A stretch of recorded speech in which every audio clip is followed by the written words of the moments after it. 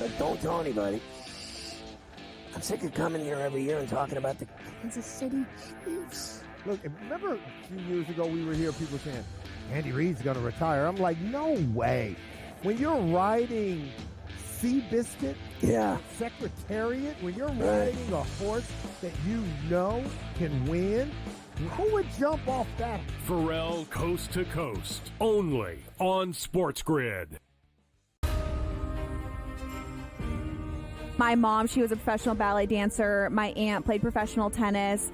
My dad played football at Pitt when they won a national championship. My sister ran track at Stanford. So it's just kind of in my blood to love all sports. And so I've always obviously loved golf, but it's been nice to kind of branch out a little bit more and get into different sports and different topics and not just always do golf. Only on SportsGrid. I have no idea how to categorize what Mavericks GM Nico Harrison pulled off, Joe. All I know is that he shipped off Luka Doncic without telling Luka about it. If you thought conditioning was a problem for Luka, wait till you get a load of Anthony Davis tripping over air and then missing 40 games because he's like Glass Joe's. The Early Line. Only on SportsGrid.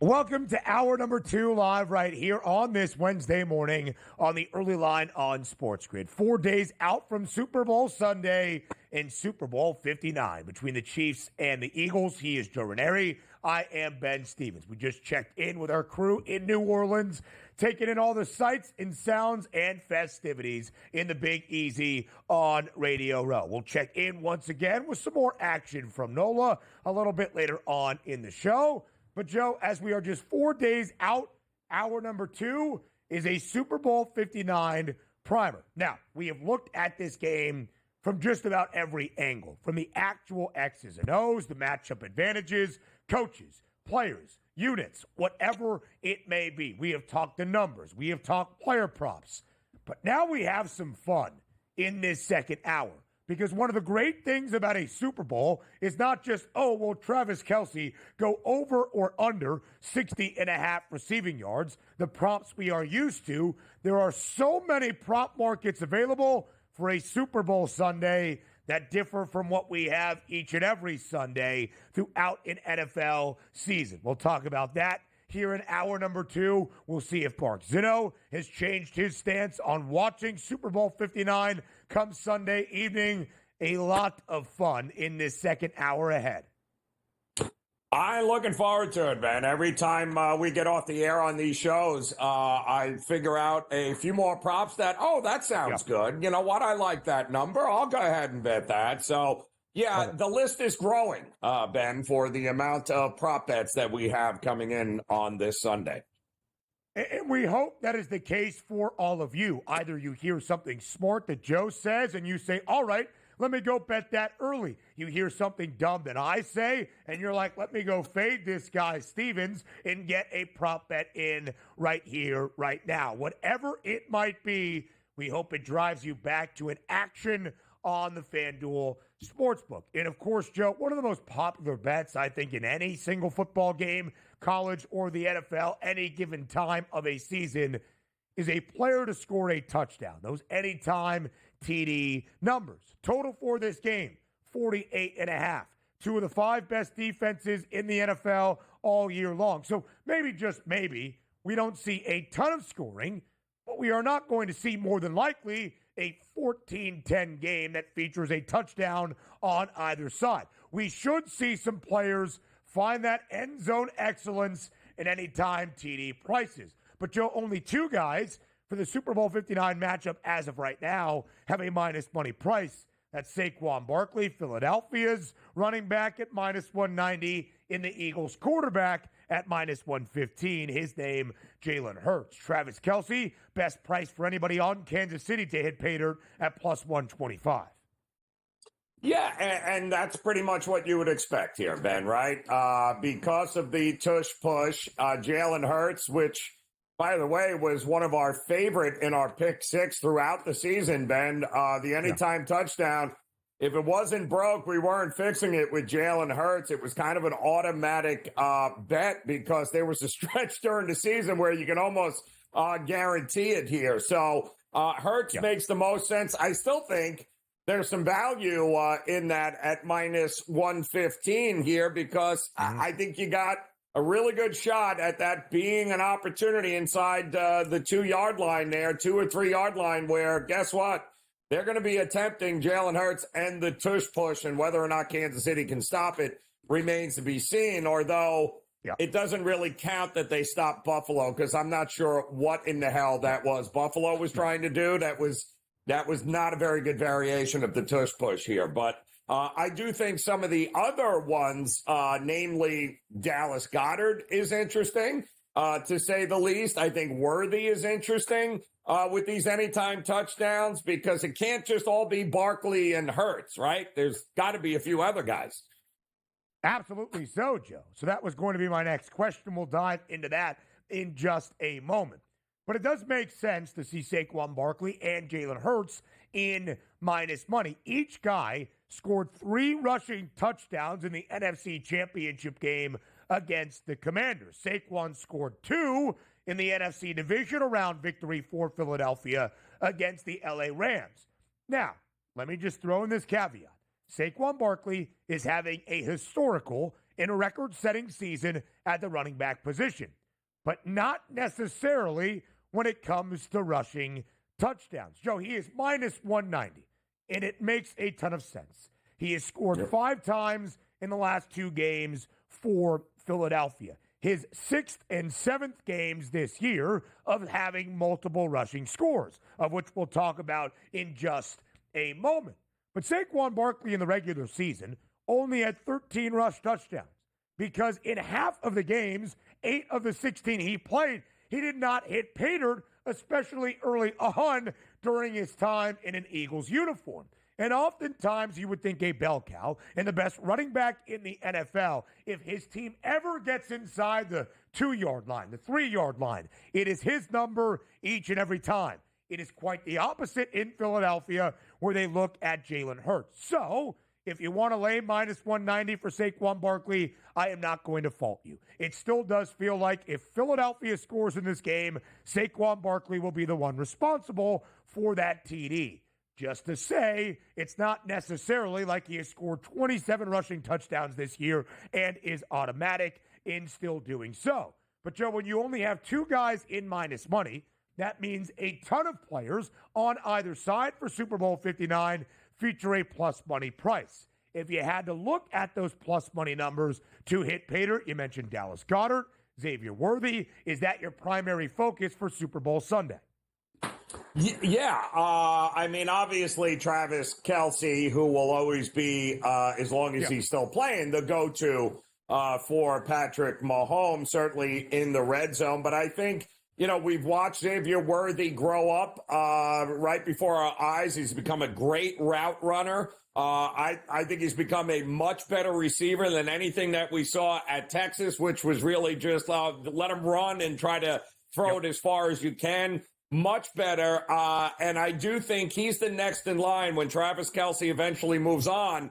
I believe Xavier Worthy is going to be the go-to guy here for Patrick Mahomes. And I think he trusts them a lot. And I think at plus money, they are going to figure out a way, Andy Reid, to put the ball in the hands of their biggest playmakers. And he is their biggest playmaker. So him finding pay dirt, I like it at plus money. You know who the guy on the longest touchdown streak is for Kansas City? That would be Kareem Hunt. And yet his number is only getting longer and longer for Super Bowl 59. I had seen it as short as plus 130 earlier this week. It's now plus 145. All to say, we don't expect a ton out of KC's rushing offense. We had the conversation yesterday. What do the Chiefs need on the ground to keep pace with Philadelphia? I still think Kareem Hunt could make some sense. It does sound kind of silly. Well, how many times do they get down to the 2-yard line or the 1 yard? You would be surprised how often it happens in the NFL that you will have those goal line opportunities at some stage of Super Bowl Sunday. We'll continue this on the other side of the break, but I mentioned it with Saquon Barkley. He has scored now 18 rushing touchdowns this year. He has scored in, let me do the quick math, 10 of the 19 games he has played this season for the Eagles, over half. But, Joe, he is also, in 7 of those 10 games, he has hit pay dirt, scored multiple rushing touchdowns. So if you think Saquon Barkley has that monumental game that we are kind of anticipating in Super Bowl 59 against Kansas City, might it make sense to go plus 280 for Barkley to score multiple touchdowns? We'll talk about the history of multiple touchdowns in recent Super Bowls, because our producer extraordinaire and the man that was originally known as the stat man on the SportsGrid, Joe Frizo, has given us some great information. That's next on the Early Line.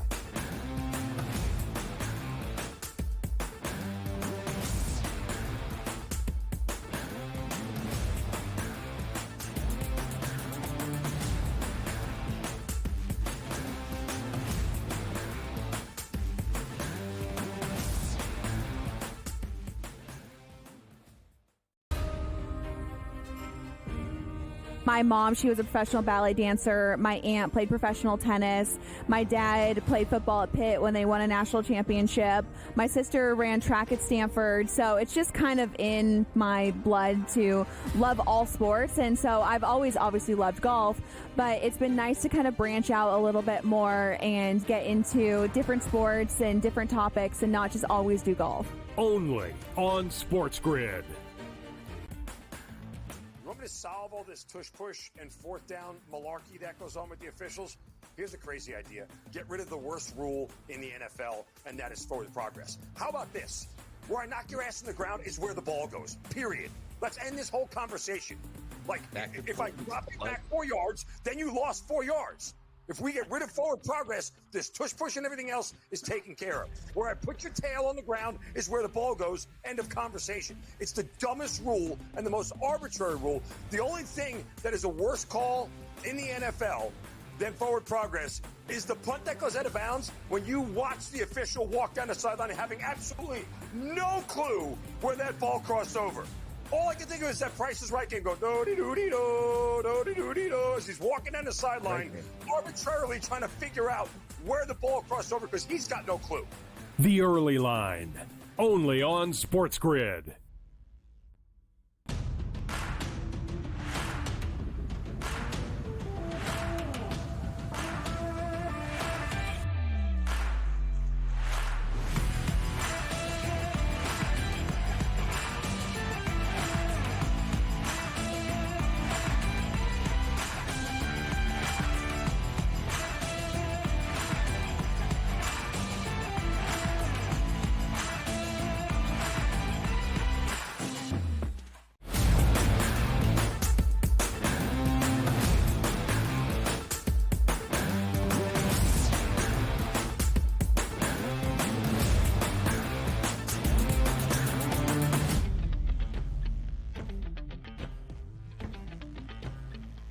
As we try to find that pay dirt plus money for you, maybe it's not just one touchdown in Super Bowl 59. Could it be 2? Maybe even 3? In Super Bowl 57, 2 years ago, the same two teams squared off, Kansas City and Philadelphia. The Eagles quarterback, because of the tush-push, Jalen Hurts, had 3 rushing touchdowns, becoming just the second player ever in a single Super Bowl, alongside Denver's Terrell Davis, to have 3 rushing touchdowns in one game, a historic performance. 7 times in a Super Bowl has a player had at least 3 total touchdowns. Davis Hurts, Jerry Rice twice, Ricky Waters, James White, and Roger Craig as well. 3 total touchdowns, could be receiving plus rushing, could just be receiving touchdowns. 2 touchdowns, Joe, has happened in 6 of the last 10 Super Bowls, done by 7 players in Super Bowl 56. Both Cooper Kupp for LA and T. Higgins for Cincinnati had 2 receiving scores. All of this information that we are delivering here really given to us by our producer extraordinaire, Joe Frizo.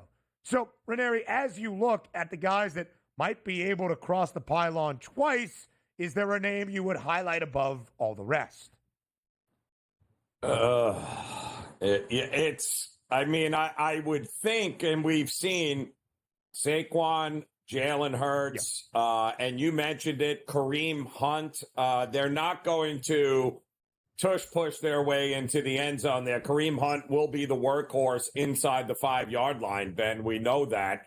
And, he has had some success punching it in. He's been their go-to guy. So to me, for a prop like this, it's all about opportunities, right? Will you have enough opportunities in the game in order to cash this and give yourself a chance at it? And if you do, then the chances are we're going to have a number of different red zone opportunities. So the question is, are we talking about passing or are we talking about rushing? I think Jalen Hurts, I think Travis Kelce, I think Kareem Hunt are all quality options when it comes to at least 2 touchdowns or more in this game. Absolutely so. Again, Jalen Hurts was barely mobile in the NFC Championship game against the Commanders, had 10 carries for only 16 yards, and still scored 3 times. That's why that plus 550 price could be rather intriguing. And I would just say, Joe, Saquon Barkley's numbers are expecting Saquon Barkley to have a continuing historic season in the first Super Bowl of his career. So if you are really going to bet Saquon Barkley, expecting him to match that expectation, then I do think at times it makes sense to try to find some plus money to really sprinkle on those alternate markets, if you will. For me, Saquon Barkley, not just his rushing yards, but if you think he has a big game, rushing plus receiving. And if that's the case, maybe it's not just a rushing touchdown, but a receiving score as well at plus 280. Again, he has played in 19 full games in his first year in Philadelphia. He has scored only 10 times in those 19 games, or in 10 of those 19 games, but 7 of those 10 games he has hit pay dirt. He has done so at least twice. Any 2+ touchdown score, just one player to hit pay dirt at least twice, is minus 195. Again, as Joe Frizo, the stat man, is showing us, it has happened in 6 of the last 10 Super Bowls. 7 players have done so in those 6 Super Bowls in the last decade, dating back to Super Bowl 59, the matchup between the Patriots and the Seahawks. Now, let's talk about how these guys are going to hit pay dirt. Will it be a long play, an explosive play, a short play, knowing the tush push could be key? How many guys are going to hit pay dirt in total? Might we see an aggressive 2-point attempt? How about a 2-point conversion? A first play touchdown for either team from their first play from the line of scrimmage, or perhaps a walk-off touchdown or a walk-off score at very least. Field goal in overtime, as we saw a season ago. A touchdown in OT, Patrick Mahomes to McCole Hardman. Could it be a walk-off in regulation? Joe, the one that's really intriguing to me, again, we have a sample size based on the good work and the info from Joe Frizo. Shortest touchdown, under 1.5 yards. We have seen that happen in 7 of our prior 10 Super Bowls, but I would just say the FanDuel Sportsbook also understands the trend that we have. If you want to bet the under 1 yard or less to find pay dirt in Super Bowl 59, it's minus 192. Yeah, you almost have to do it. There's a couple on here that should just be automatic, and they have been automatic for me for a while. The shortest TD under 1.5, yes, because inevitably, Ben, this is the last game, right? If you get beat in the end zone, guess what you're going to do as a defender? You're going to be holding, you're going to be scratching, you're going to be tackling guys, you're going to be doing whatever you got to do to make sure they don't catch the ball. There is going to be an opportunity from one of these teams at the 1 yard line, Ben. I can almost, you just have to bet it here. Granted, it's not what it once was from a price standpoint, but you feel like, yes, there's going to be a penalty in the end zone at some point with these teams getting to the red zone, and they're going to get the ball at the 1 yard line. So, and at the same time, how are we not getting a 2-point attempt at some point, especially if a team is trailing in the game in the second half? Very possible in this day and age that both these teams will have no choice but to go for a 2-point attempt at some time. And that too, Ben, at minus 110, boy, that number used to be a lot bigger than that. That's for sure. 5 out of the last 10 Super Bowls, so half of our prior Super Bowls in the last decade, a team has attempted a 2-point conversion. It's a plus 180 price, by the way, for that attempted 2-point try to be successful and converted, which we have seen in 3 of the 5 Super Bowls in the last 10 years in which a 2-point conversion was attempted. A little bit more on those numbers and some more fun props for Super Bowl Sunday, because that's what it should be about. Football is fun. We keep it rolling on the other side of the break here on SportsGrid.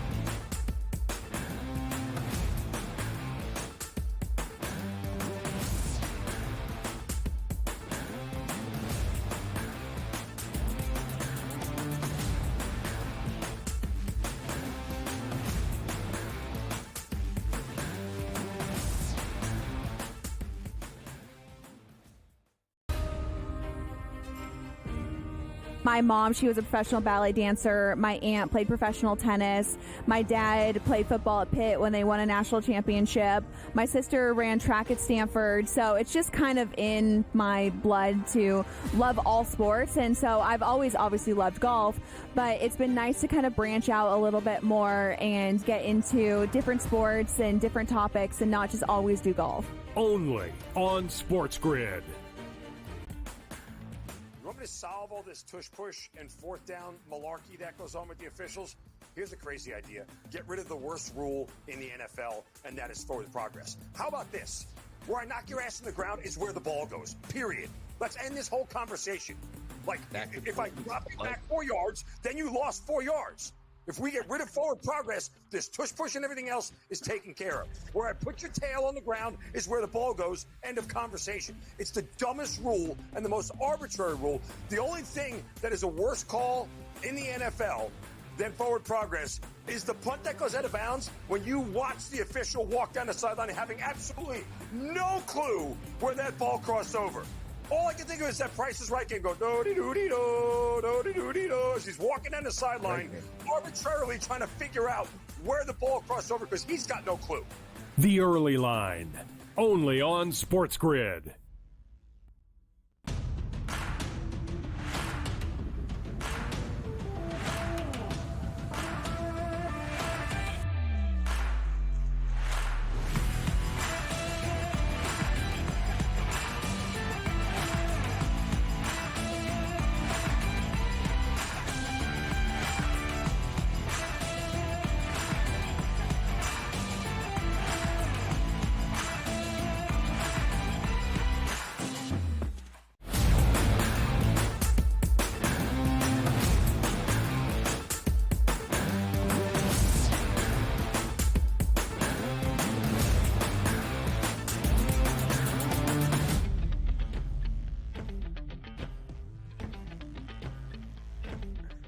We're looking at the fun side of football for Super Bowl 59 and some of those unique props that you can't wager on throughout the entirety of an NFL season until the final game of each and every NFL season on Super Bowl Sunday. Joe, as we look at some of the longest touchdowns that we might see, just the longest score of the game, over under 34.5. Last year, short one, under just 21 yards, being the longest touchdown in Super Bowl 58 between the Chiefs and the Niners. But a year prior to that, Super Bowl 57, same two teams, of course, Kansas City and Philadelphia, an early opening half big play from Jalen Hurts to A.J. Brown, a 45-yard touchdown pass. In fact, a year prior to that, we saw a 75-yard touchdown. Do you think we see a big explosive play to hit Pater in Super Bowl 59 in just 4 days?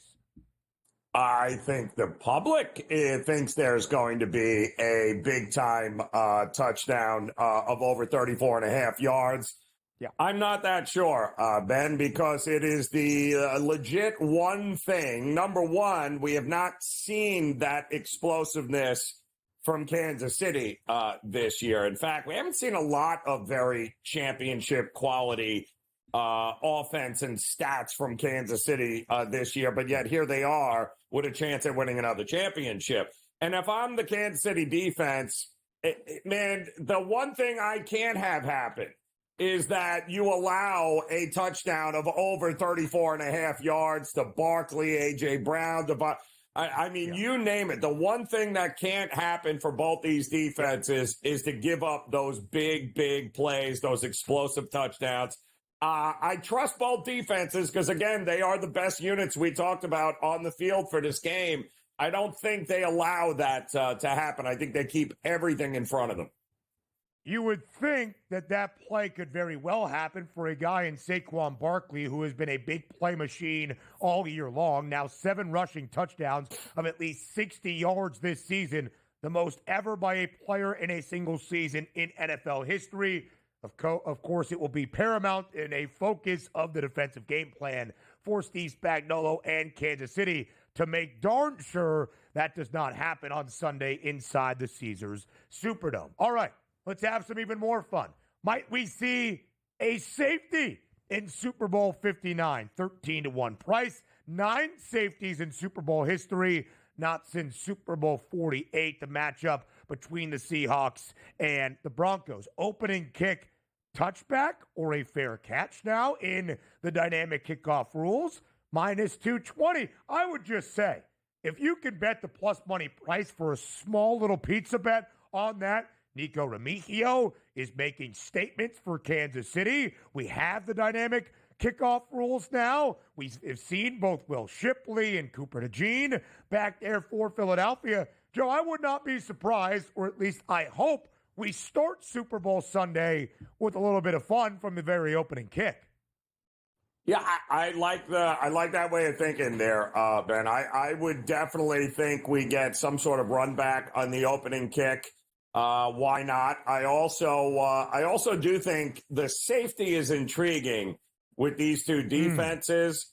But with these two quarterbacks and the way Philadelphia runs the ball, Mahomes is not getting tackled in the end zone, and neither is Jalen Hurts. So I would tend to think that is probably not a solid bet, not at 13-1 anyway. But the final play, Neil, is also interesting, isn't it? Even at minus 162, Ben, there's a pretty good opportunity that is exactly what's going to happen in this game.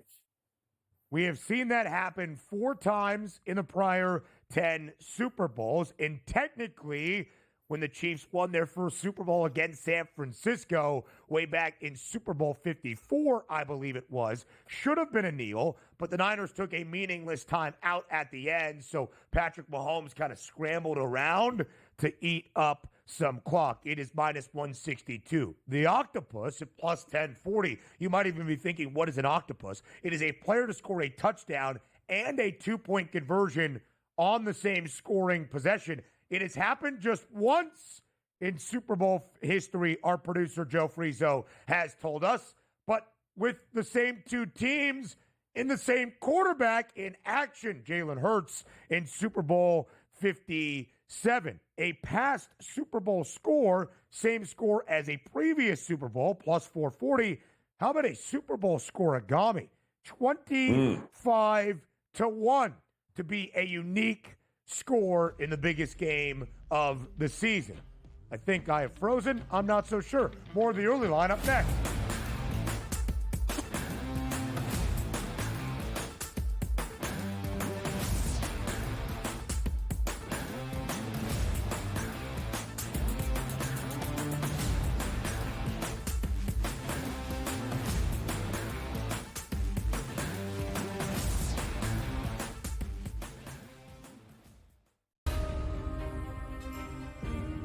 My mom, she was a professional ballet dancer. My aunt played professional tennis. My dad played football at Pitt when they won a national championship. My sister ran track at Stanford. So it's just kind of in my blood to love all sports. And so I've always obviously loved golf, but it's been nice to kind of branch out a little bit more and get into different sports and different topics and not just always do golf. Only on SportsGrid. You want me to solve all this tush-push and fourth down malarkey that goes on with the officials? Here's a crazy idea. Get rid of the worst rule in the NFL, and that is forward progress. How about this? Where I knock your ass in the ground is where the ball goes, period. Let's end this whole conversation. Like, if I drop you back 4 yards, then you lost 4 yards. If we get rid of forward progress, this tush-push and everything else is taken care of. Where I put your tail on the ground is where the ball goes. End of conversation. It's the dumbest rule and the most arbitrary rule. The only thing that is a worse call in the NFL than forward progress is the punt that goes out of bounds when you watch the official walk down the sideline having absolutely no clue where that ball crossed over. All I can think of is that Price is Right game go do-de-do-de-do, do-de-do-de-do, as he's walking down the sideline, arbitrarily trying to figure out where the ball crossed over because he's got no clue. The Early Line, only on SportsGrid.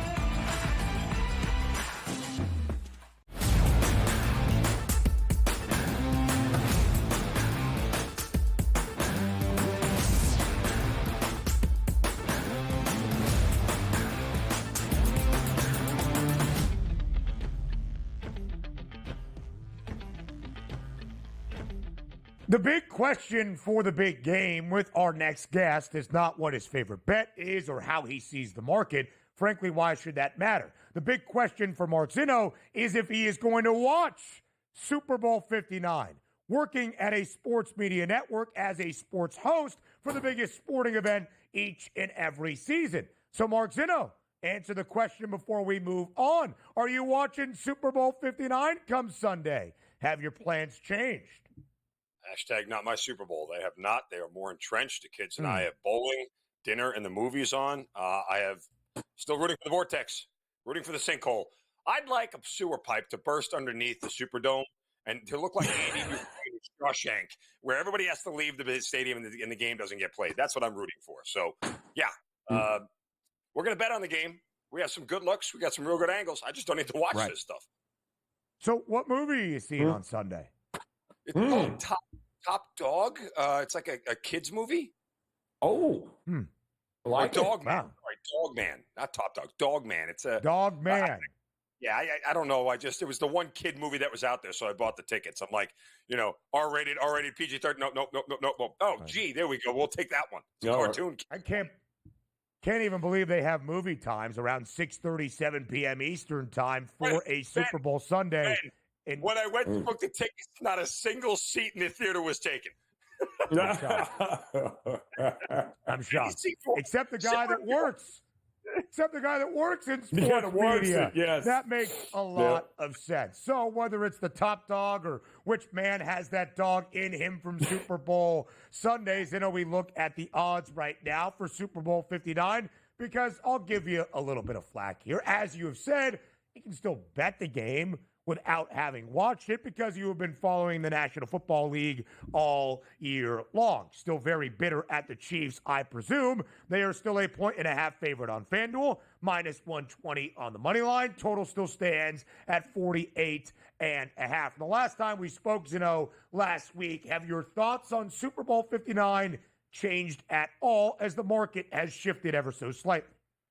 No, I mean, at this point, I've given into the void, so to speak, that the Chiefs are going to win this game. Like, it's not where my bet is. Again, I think I told you guys, right after the championship games were over in an angry manner, I just went in and bet the Eagles on the money line because I wanted the Chiefs to lose. So, but again, when you're getting Patrick Mahomes at under a field goal, typically means like that's the way to go. If you go look at the history and the numbers, that he's done really well there. I would argue too, though. I mean, I think it's, worth it, and old school bettors will tell you can't do this, and I would tell you, what, I can do whatever the hell I want with my money. But teasing the Eagles to plus 7.5 and the total down to 42.5, where 23-20 gets you home, is not a terrible proposition. Again, it's one of those things where it's not traditional, and people tell you don't tease totals. I don't care what they say. Do what you want with your money. But I think you get under a key number, semi-key number of 43, and clearly you clear 3, 4, and 7 to get to 7.5 with the Eagles. So it makes a lot of sense from that standpoint. The more I look at this, the more I think there's two outcomes that are possible here. One is the Chiefs do it again, last minute, win by 1 or 2, or the Eagles absolutely destroy the Chiefs here. I do not think there's any in between. So when you approach the prop betting market, which script are you kind of leaning towards here when betting? Well, I mean, I think this game leads a lot more to the Chiefs having to throw a lot. To your point, Joe, like if you think the Eagles are going to win, why just take plus 102 or plus 110, whatever it is, alt line it? Do a minus 4.5, minus 6, whatever it is, and expect them to win by a field goal. By the way, and I went back and looked this up. Through the first 58 Super Bowls, guys, the team that won is 49-6-3 against the spread, right? So that means either the favorite covered 49 times or the dog, they won outright, right? So if the dog is winning outright, more often than not, they're actually, if you go look at the scores, they're winning by margin. So to Joe's point, if you're going to take the Eagles here, it's worth a little sprinkle on an alt line number just to get better value in return. But, again, I think when it comes to Kansas City, I would look at Patrick Mahomes' attempts over. I would look at his completions over. I would look in that direction because I just don't think they're going to have a ton of success running the football.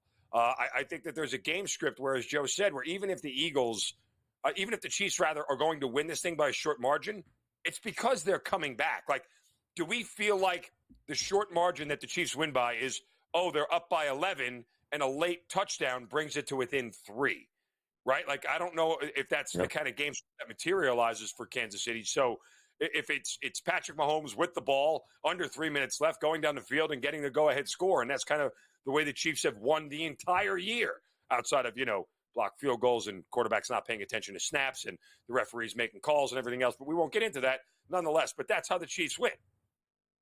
And had there not been forward momentum at any time throughout this National Football League season, who knows if the Chiefs are even playing in Super Bowl 59. Zinno, you said in a fit of anger, right? As soon as Championship Sunday came to a close, you bet Philadelphia. I do believe that based on your assessment of Kansas City this year, you think the Eagles are the more talented team. As we compare these rosters, as we compare these coaching staffs, as we compare the tale of the tape, where do you think the biggest matchup advantage or edge Philadelphia has over Kansas City for Super Bowl 59 is?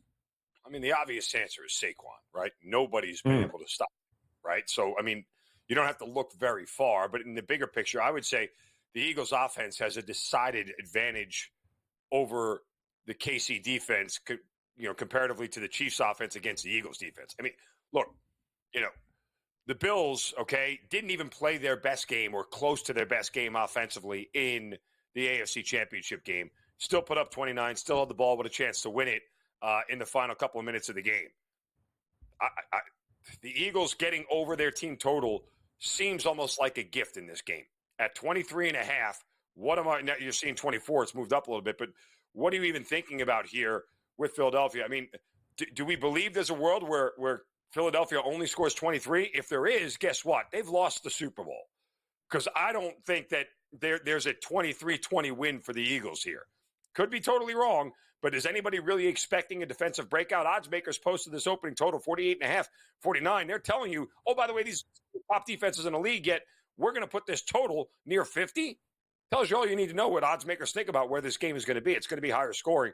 And if you're asking me which team is more likely to score, the Eagles start faster, they're better in the first half, and they can get over their team total a lot easier. In fact, they've scored more points on the road this year than they have at home.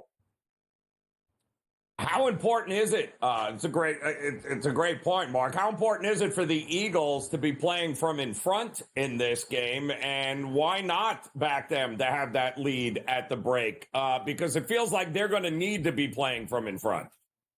Yeah, I mean, it's the game script that takes Saquon Barkley out of it. I mean, look, Saquon Barkley still has home run power, right? No matter every time he touches the ball, there's a chance that he can break it and go. But guess what? If you're down 14-3, it's probably a little bit more methodical, and you're going to want to move the ball down the field. So as long as the Eagles keep within one score, Saquon's going to have the ability to run wild. But if somehow the Eagles make a mistake, they get a turnover, a defensive touchdown, special teams touchdown, whatever it is that swings everything in Kansas City's favor, it certainly limits the amount of times you're going to sit there and just hand off right, hand off left, hand off right, hand off left, around the end kind of deal. That's going to change the game script for Philadelphia. So that's the Chiefs' best chance to take Saquon out of the game, is to try to build a 2-score lead early. In Kansas City, as we know, 17 consecutive one-score victories. That's an NFL record, including a perfect 12-0 mark throughout this 2024 NFL season and into the playoffs. As you guys have alluded to, we saw the first half total, first half money line. For a game's money line overall that is separated by 22 cents, I guess should not surprise anybody that it's a dead even pick'em. KC minus 110, the Philadelphia Eagles minus 110 on the other side. The prop market perspective with Mark Zinno for a game he is not going to watch, Super Bowl 59, and our breakdowns continue up next on the Early Line.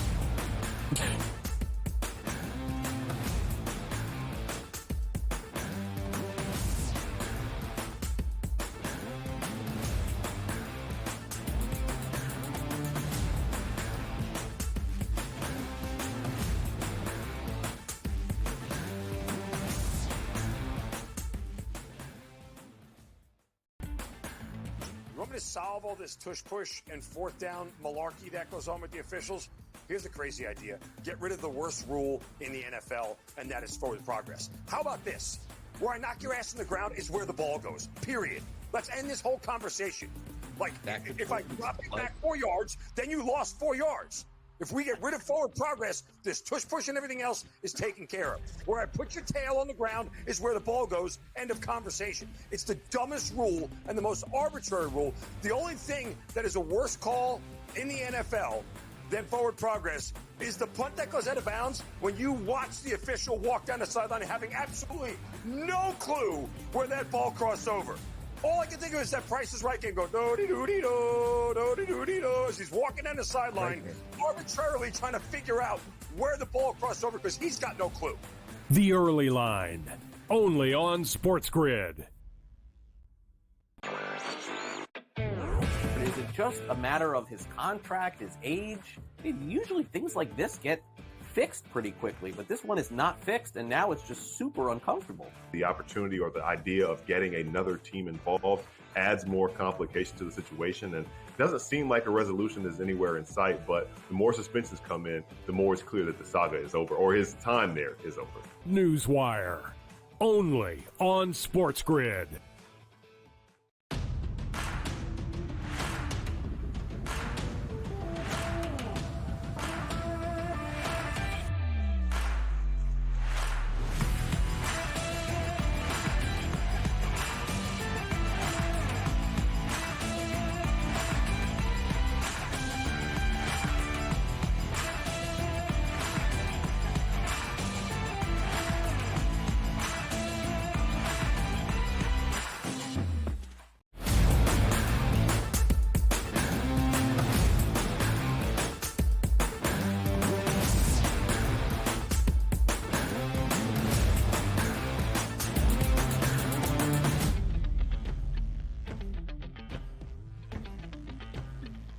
The prop primer for Super Bowl Sunday now just 4 days away. When Zinno was watching Dogman, the rest of us will be wondering, how many yards is Saquon Barkley going to run for? Might Patrick Mahomes out-duel Jalen Hurts? Zinno will have to find out, I guess, come Monday morning. If you can't tell, having a very fun time with this narrative, Mark Zinno. Let's compare those quarterbacks because, again, as you have astutely said, You can still bet the Super Bowl. You have, of course, covered the NFL all year long, even if you do not watch the actual action play out. Patrick Mahomes' numbers on the left side of your screen, Jalen Hurts on the right. Zinno, although the Chiefs got the better of the Eagles in Super Bowl 57, and Mahomes was very efficient, 21 of 27, $182 through the air and 3 touchdowns, adding 44 rushing yards as well. I think the argument would be sound to say that Jalen Hurts outdueled him the first 2 times these two teams faced off in a Super Bowl with a generational performance out of Hurts. Do the Eagles need the same sort of performance, or at least Hurts, to win the quarterback battle on Sunday to hoist a Lombardi trophy? I would argue if Jalen Hurts goes over his passing yards number, it's a bad recipe for the Eagles to win the game, because that means Saquon ain't doing much, and they have to resort to the pass game. I mean, there's a world where they are both successful, as Joe pointed out before, that the Eagles could blow this team out. But, yeah, and going back to that last graphic, I hadn't looked at Patrick Mahomes' rushing yards number, but that seems crazy high to me for him. For a guy who usually floats in the 12, 13, 14 kind of range on a week-in, week-out basis, we've seen him take off in this postseason, but that's an inflated number. And, oh, by the way, if you think the Chiefs are going to win, watch Patrick Mahomes have 33 yards rushing and do one of those stupid kneel things that he always does, where he walks 5 yards backwards at the end of the game, and you end up losing it. So I would not take the over on Patrick Mahomes' rushing yards at all. But, again, I look to the completion market and the attempts market more than anything for Patrick Mahomes. I feel like there's going to be a lot more throwing in this game. Do we really believe that Kareem Hunt is going to have a ton of success against his Eagles front? I don't. I think he goes under his rushing yards prop at about 47.5, somewhere in that range, and it's forced Patrick Mahomes to throw a lot. If I'm looking at the Eagles here, last week or 2 weeks ago, I am watching Cook just absolutely destroy this Kansas City defense running the ball. Mm-hmm. And if I'm Philadelphia, I'm watching that tape going, you got to be kidding me. In fact, outside of the Bills, I mean, really from about week 12 on, who in the hell did Kansas City play? Who did this defense play that can actually move the ball like Philadelphia? I mean, I brought this up. Look, one of the props that I played this year in the Super Bowl was Patrick Mahomes to throw an interception. And the reason I did that, okay, one, Mahomes has not thrown an interception in 8 straight games. After starting out the season with 11 interceptions in the first 10 games, Patrick Mahomes hasn't thrown an interception since. The problem here is that this is a defense for Kansas City that, you talk about the teams that they play, Joe, and that's where I'm going. They have not played a top 10 offense in weeks. In fact, the last top 10 offense they played in total offense was the Bills in the regular season. So the last run of teams that they had has been nothing. And they haven't really faced a ton of elite teams and a ton of elite offenses and defenses along the way. Obviously, exclude the last game of the regular season against Denver when nobody played. But the point still being that, yes, Joe, they haven't really been pushed here on either side of the ball except for the Bills in the postseason. 29 points scored by Buffalo was the most KC had allowed with all of their starters out there in quite some time. And James Cook had a great day. 13 carries, 85 yards, multiple rushing touchdowns, nearly 50 receiving yards as well. You would think Saquon Barkley, both as a runner and a receiver, could equal those numbers. Those are his props for Super Bowl 59. Let's go to some pass catchers, Mark Zinno, and we'll start with KC's tight end, one of the most prolific postseason performers in NFL history. Of course, that is Travis Kelce. 6.5 receptions, 60.5 receiving yards, plus 125 to score a touchdown. Shortest price for anybody wearing a white Chiefs uniform on Sunday evening in New Orleans. Do you think those numbers are fitting, or might they be slightly inflated given the narrative around Travis Kelce?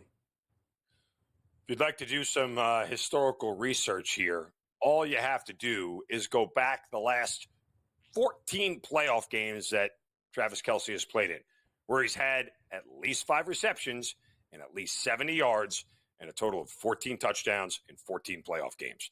Those numbers actually seem low to me, especially given the fact that Zach Ertz, an aging Zach Ertz, caught, 6 passes for 104 yards last week? in the game More than 6. against the Eagles defense. Yeah, I think was it 9, somewhere in that range. But 11. Point simply, those. Thank you, Ben. You'd correct me. Those numbers actually seem a little bit low to me. And in those 14 games, by the way, we had at least 70 yards. You're talking about, I think it's 8 100-yard games. So if you think Kelsey is going to get over this number, again, this is like an alt-9 scenario for me, given the historical nature of what we've seen Kelsey do.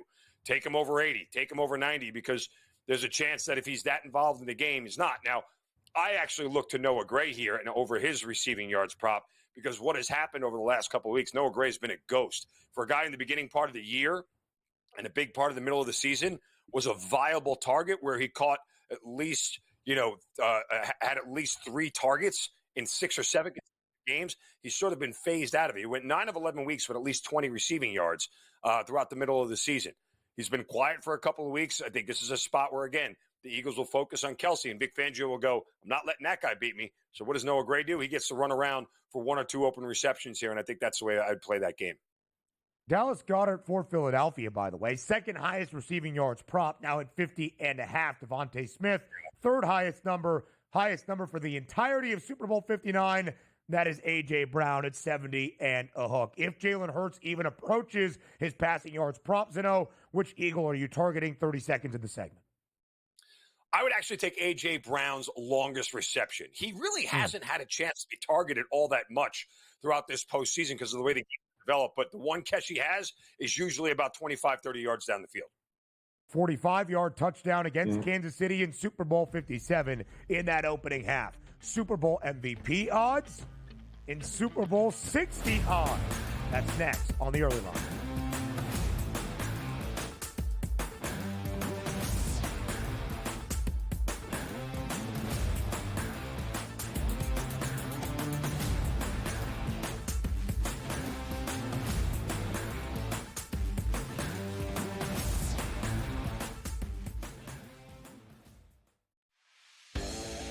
But don't tell anybody. I'm sick of coming here every year and talking about the Kansas City Chiefs. Look, remember a few years ago we were here, people saying, Andy Reid's going to retire. I'm like, no way. When you're riding Seabiscuit, Secretariat, when you're riding a horse that you know can win, who would jump off that? Pharrell Coast to Coast, only on SportsGrid. My mom, she was a professional ballet dancer. My aunt played professional tennis. My dad played football at Pitt when they won a national championship. My sister ran track at Stanford. So it's just kind of in my blood to love all sports. And so I've always obviously loved golf, but it's been nice to kind of branch out a little bit more and get into different sports and different topics and not just always do golf. Only on SportsGrid. I have no idea how to categorize what Mavericks GM Nico Harrison pulled off, Joe. All I know is that he shipped off Luka Doncic without telling Luka about it. If you thought conditioning was a problem for Luka, wait until you get a load of Anthony Davis tripping over air and then missing 40 games because he's like Glass Joe's. The early line. Only on SportsGrid.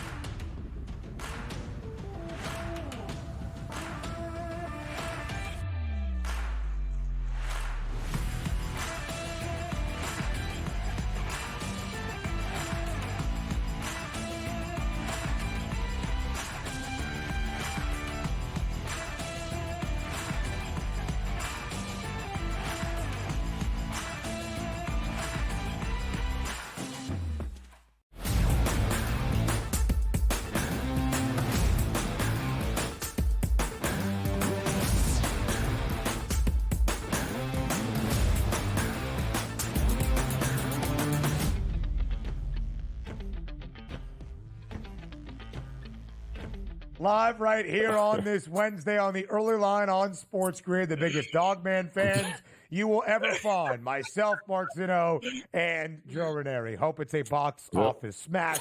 we'll certainly see an upgrade on Sunday night in the Atlanta, Georgia area. Anyways, you have said multiple times in a fit of rage at the end of conference championship weekend in the NFL, you bet Philadelphia to win a Super Bowl. If that is the case, if the Eagles end the year atop the NFL as a Super Bowl champion, who would you bet on to win Super Bowl 59's MVP award? Also in a fit of rage, I bet on Saquon Barkley to win the MVP, so there is that.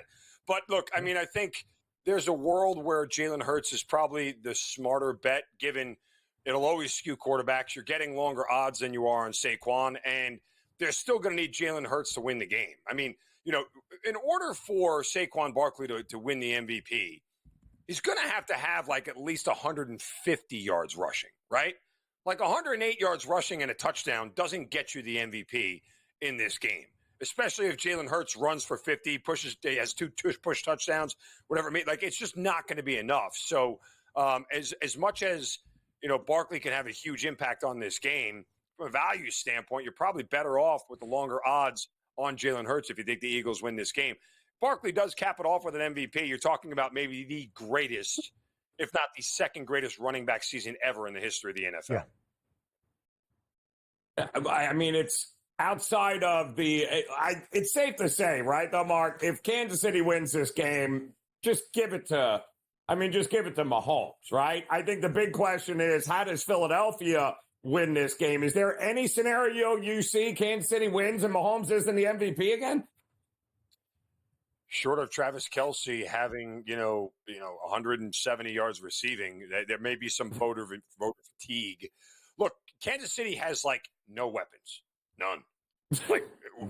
What sort of game from Xavier Worthy makes you believe that all of a sudden Wade won't win this thing without him? What sort of game from DeAndre Hopkins makes you feel like that's just not the way their offense is constructed? Yeah. They spread the ball around way too much. Everybody's involved. That's how Andy Reid is so good, because he uses every knife in the drawer to stab you in the chest. I mean, that's kind of what his MO has been as a play call. So I look at this and I go, I don't know a way, unless there's a defensive player who turns the tide of a game that no one's looking at. Pick six by sort of a Larry Brown kind of deal. Yeah. The guy with 2 interceptions at big spots, one of them being a pick six. That's the only other way it doesn't go to Mahomes. Like, come on, Kareem Hunt, is he rushing for 130 yards in this game? That's just not the way the Chiefs offense. I don't think there's a lot of value in those Super Bowl MVP odds unless we get some weird kind of 13-10 defensive struggle where we see a couple of turnovers forced by a defensive star, maybe even a defensive touchdown. If this game plays out the way we expect, if Kansas City wins a third consecutive Super Bowl in their fourth in the last 6 years, then Patrick Mahomes, who has won the previous 3 MVP awards in the previous 3 Super Bowl victories for Kansas City, will probably get his 4th MVP nod. And if the Eagles win, it's probably a toss-up between Saquon Barkley and Jalen Hurts. But more than likely, Saquon would have the edge based on the narrative and this historical season. 30 yards away from surpassing Terrell Davis for the most combined rushing yards in a single season, and the playoffs included. Super Bowl 60 odds are out, Mark Zinno. Might he be watching Super Bowl 60 at this time next year in San Francisco? Do you plan on, at this moment, Zinno, making a bet and looking at those odds and then being able to take in the action next February for Super Bowl 60? As long as the Chiefs are in it, I'll be watching. So there is that. But look, you look at those odds. They are the favorites. To get the Lions right now at 10-1 is glorious. Yeah. Playoff loss the Lions went through sort of galvanize a team. I know they've lost a lot, but come on, for a Lions team that was less than 5-1 for the entire year to win this thing, to get them nearly double the price right now is a steal, and something I would absolutely put a shekel on. The same thing with the Bills at plus 850. Those are prices that once the season kicks off are going to be long gone, and they won't come back unless they get to a major losing streak in a rut where they may not, it's either they're all in or all out. If they get that major losing streak, they might not be a playoff team. So, but those are the 2 best odds that jumped off the page at me right there. And God willing, there'll be a Bills-Lions Super Bowl next year. Yeah. We hope that you'll be watching Super Bowl 60 and not Dogman. But one thing we can say about Mark Zinno, that comes Sunday night, he might be part dog, he might be part man, he is all hero.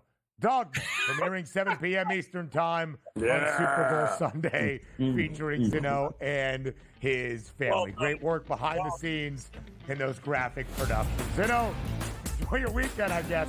Hour 3 next.